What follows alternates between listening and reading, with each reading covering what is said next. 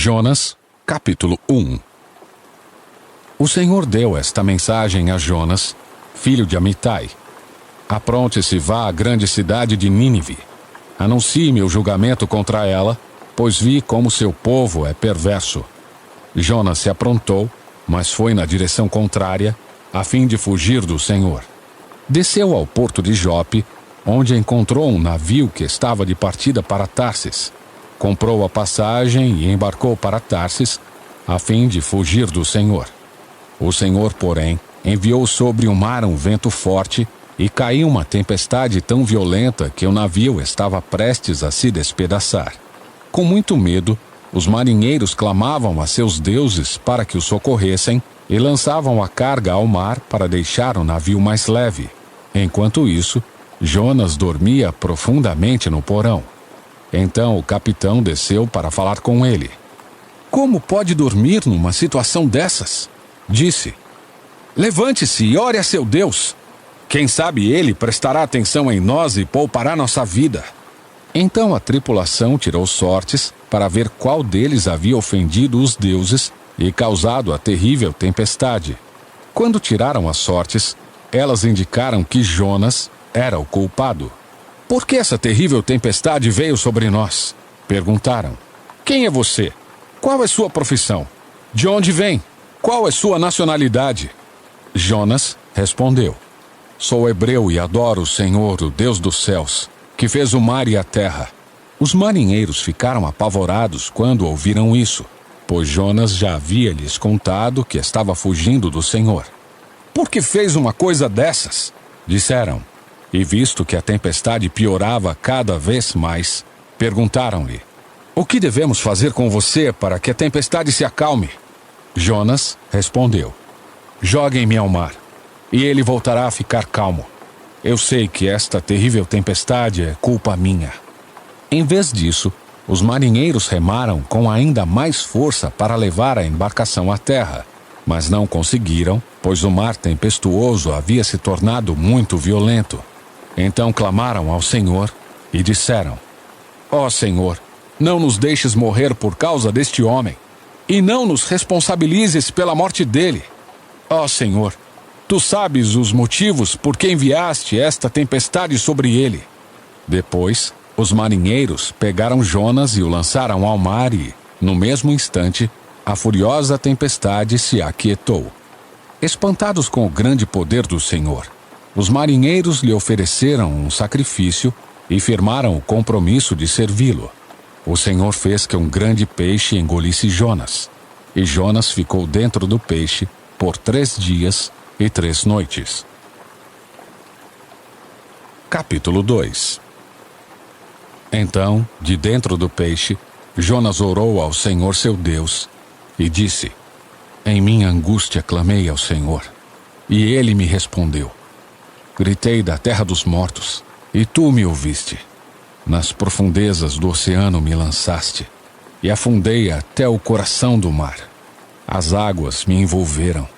Fui encoberto por tuas tempestuosas ondas.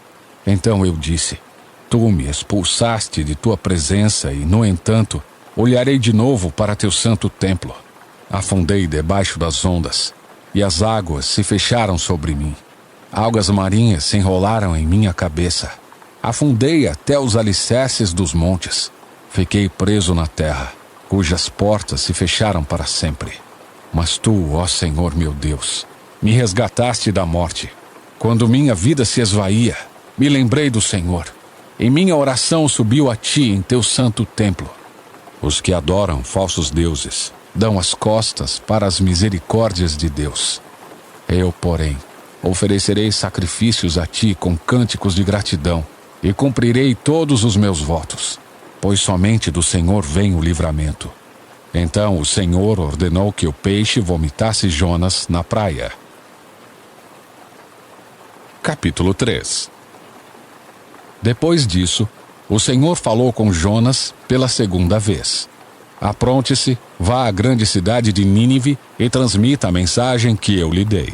Dessa vez, Jonas obedeceu à ordem do Senhor e foi a Nínive, uma cidade tão grande que eram necessários 3 dias para percorrê-la inteira. No dia em que Jonas entrou na cidade, proclamou às multidões: Daqui a 40 dias, Nínive será destruída. Os habitantes de Nínive creram em Deus e, desde o mais importante até o mais humilde, declararam um jejum e se vestiram de pano de saco. Quando o rei de Nínive ouviu o que Jonas dizia, desceu do trono, tirou as vestes reais, vestiu-se de pano de saco e sentou-se sobre um monte de cinzas. Então o rei e seus nobres enviaram este decreto a toda a cidade: Ninguém, nem mesmo os animais de seu gado e de seus rebanhos, poderá comer ou beber coisa alguma. Tanto as pessoas como os animais devem se cobrir de pano de saco e todos devem orar fervorosamente ao Senhor. Devem deixar seus maus caminhos e toda a sua violência. Quem sabe Deus voltará atrás, conterá sua ira ardente e não nos destruirá. Quando Deus viu o que fizeram e como deixaram seus maus caminhos, voltou atrás e não os destruiu como havia ameaçado. Capítulo 4. Isso tudo deixou Jonas aborrecido e muito irado. Então, orou ao Senhor: Antes de eu sair de casa, não foi isso que eu disse que tu farias, ó Senhor? Por esse motivo fugi para Tarsis. Sabia que és Deus misericordioso e compassivo, lento para se irar e cheio de amor. Estás pronto a voltar atrás e não trazer calamidade. Agora tira minha vida, Senhor. Para mim é melhor morrer que viver desse modo. O Senhor respondeu: Você acha certo ficar tão irado assim? Então Jonas foi até um lugar a leste de Nínive e construiu um abrigo para sentar-se à sua sombra, enquanto esperava para ver o que aconteceria à cidade. O Senhor Deus fez crescer ali uma planta, que logo espalhou suas folhas grandes sobre a cabeça de Jonas e o protegeu do sol. Isso aliviou o desconforto de Jonas, e ele ficou muito grato pela planta. No dia seguinte, porém, ao amanhecer, Deus também mandou uma lagarta. Ela comeu o talo da planta, que secou. Quando o calor do sol se intensificou, Deus mandou um vento leste quente soprar sobre Jonas. O sol bateu em sua cabeça até ele sentir-se tão fraco que desejou morrer. Para mim é melhor morrer que viver desse modo, disse ele. Deus perguntou a Jonas: Você acha certo ficar tão irado por causa da planta? Jonas respondeu: Sim, acho certo ficar tão irado a ponto de querer morrer. Então o Senhor disse: Você tem compaixão de uma planta, embora não tenha feito coisa alguma para que ela crescesse. Ela depressa apareceu e depressa murchou. Nínive, porém, tem mais de 120 mil pessoas que não sabem decidir entre o certo e o errado, sem falar de muitos animais. Acaso não devo ter compaixão dessa grande cidade?